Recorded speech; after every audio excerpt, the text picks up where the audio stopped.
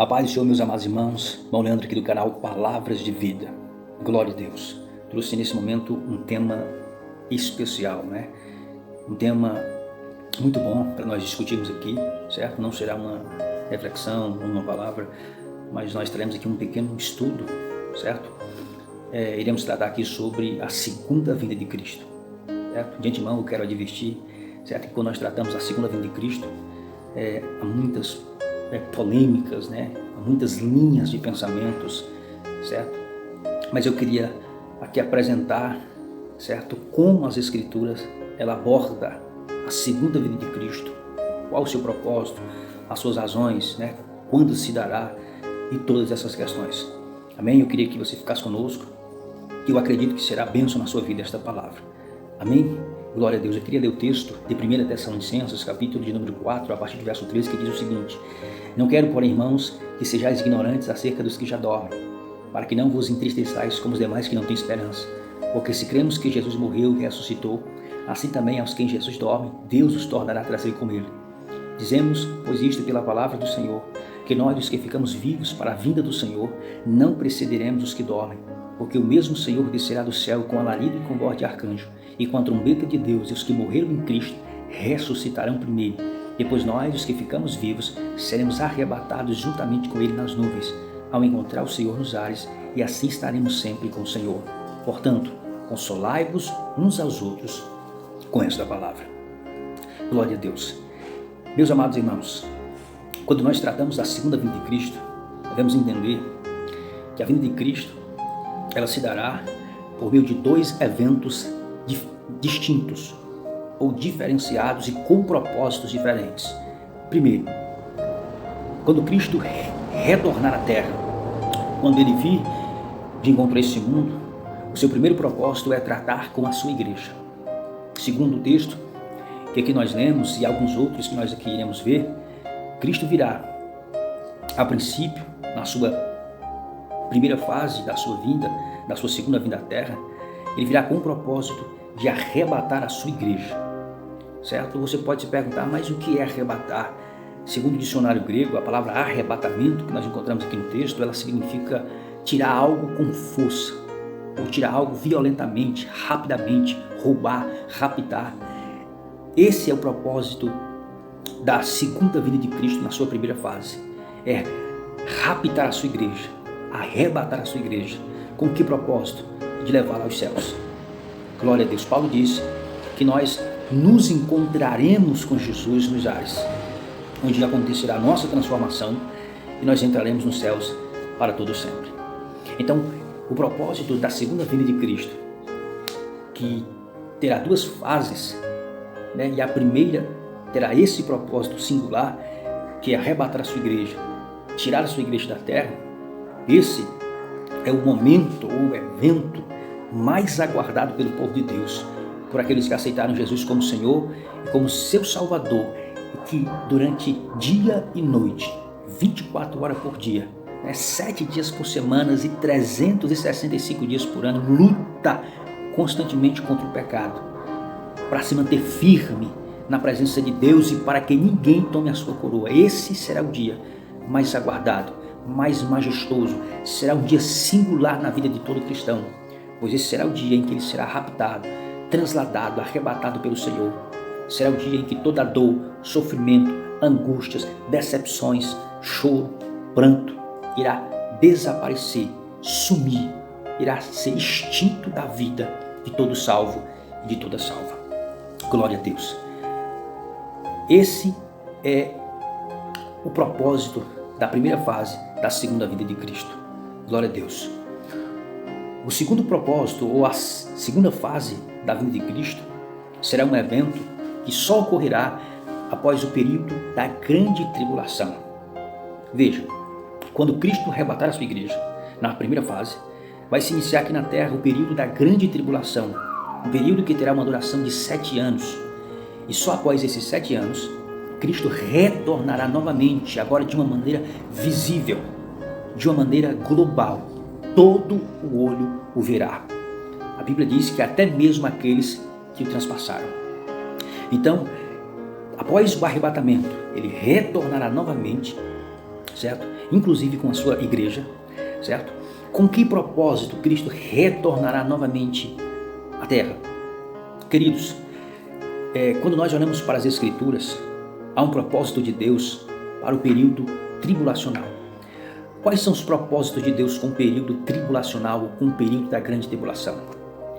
Será um período de juízo, onde Deus vai tratar com as nações, certo? Com todos aqueles que em vida não quiseram, certo? Ou não aceitaram a sua oferta graciosa de salvação.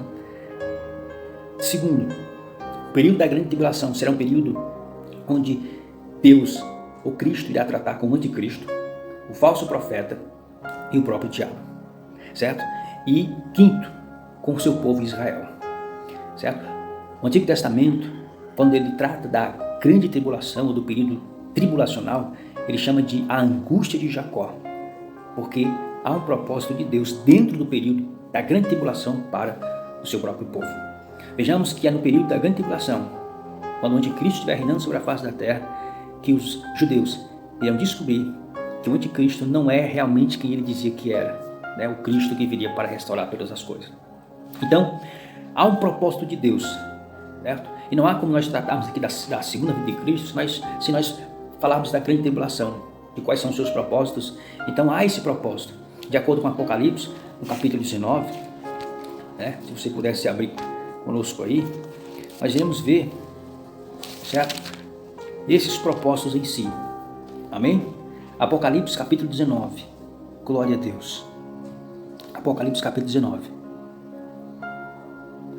Aleluia. A partir do verso 11 está escrito: E viu os céus abertos, e eis um cavalo branco, e o que estava sentado sobre ele chama-se Fiel e Verdadeiro, julga e peleja com justiça. Esse é o momento, da segunda fase da vinda de Cristo, certo? Os seus olhos eram como chama de fogo, seus pés, sobre a sua cabeça havia muitos diademas. Vamos aqui para o verso 15. E da sua boca saiu uma aguda espada para ferir com ela as nações, tratar com as nações, e ele as regirá com vara de ferro, e ele mesmo é o que pisa o lagar, ouvindo o furor da ira do Deus Todo-Poderoso. Certo?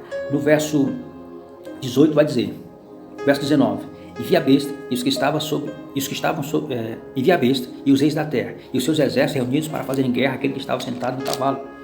E a besta foi presa, e com ela o falso profeta, que diante dela fizeram os sinais com quem enganou os que habitam na terra, E a besta, e o falso profeta foram lançados vivos dentro do lago de fogo. E os demais foram mortos com a espada que saía da boca do que estava sentado sobre o cavalo, e todas as aves se fartaram da sua carne. Então, de acordo com Apocalipse, capítulo 19, certo? Esses são os propósitos da segunda vinda de Cristo, na sua segunda fase. É tratar com as nações, com o falso profeta, com a besta, que é o anticristo, certo? Tratar com o seu povo Israel, certo? Então, diferente daqueles que muito ensinam e conseguem enxergar dentro das Escrituras, certo? Uma igreja dentro desse período de tribulação, certo? Não há lógica nem fundamento, porque a grande tribulação ela tem um propósito, certo? Específico. Não é tratar com a igreja. Não é tratar com a igreja, certo? Que durante já há milhares de anos vem sofrendo, vem sendo perseguida, vem sendo apedrejadas, vem passando por decepções, por angústias. O arrebatamento, queridos, é o dia mais almejado, mais aguardado pela igreja, porque será o dia em que tudo isso aqui, em que tudo aquilo que causa dor e sofrimento na vida da igreja cessará. Glória a Deus. Quando Jesus, ele diz as seguintes palavras em João capítulo 14, a partir do verso 1, não se turbe o vosso coração, crê em Deus, crê também em mim, na casa de meu pai há muitas moradas, certo? Ou seja, ali são palavras de consolo, queridos, certo? Palavras realmente que nos levam a ansiar desesperadamente por essas moradas celestiais. E seria terrível nós tomarmos posse dessas bênçãos de Deus, dessas alegrias eternas, apenas após esse período de angústias e terror que virá sobre a face da terra. Além desses propósitos que eu aqui falei, certo? Que será tratado com a segunda fase da segunda vinda de Cristo, Deus também ele tratará com o próprio diabo. O próprio diabo, em Apocalipse capítulo 20, nós vemos que nesse momento de retorno de Cristo, ele prenderá o diabo, certo? João disse que veio um anjo com uma grande cadeia na mão, certo? Onde será ali aprisionado o diabo durante um período de 1000 anos. Então, nós podemos ver, queridos, que há diferentes propósitos. E não há dentro das Escrituras nenhum texto que nos leve a acreditar que a igreja ela será tirada da terra somente após esse período. E quando nós tratamos de escatologia, a vida do Senhor, nós sabemos que há muitas linhas de pensamento, e o meu propósito aqui não é confundir a sua mente. Certo? Aqueles que acreditam que a igreja, que somos nós, será tirada da terra antes desse período de terror, de angústia que virá sobre a terra. Há aqueles que acreditam que a igreja será tirada no meio. Há aqueles que acreditam que a igreja só será realmente tirada da terra após todo o período de tribulação, todo o período de angústia, de juízos de Deus. Devemos entender que a grande tribulação é um período de juízo. E a Bíblia nos mostra, queridos, são palavras de Paulo, que a igreja não foi destinada para a ira, certo? Deus vai nos livrar da ira futura. E nós temos um texto aqui no Apocalipse, no capítulo de número 3, e verso 10, né? Abra comigo aí para você conferir na sua Bíblia, certo? Confira na sua Bíblia. Apocalipse capítulo 3, verso de número 20, nós iremos encontrar assim, ó. Eis que estou à porta e bato. Né? Eis que estou à porta e bato. Não é esse texto, deixa eu ver aqui.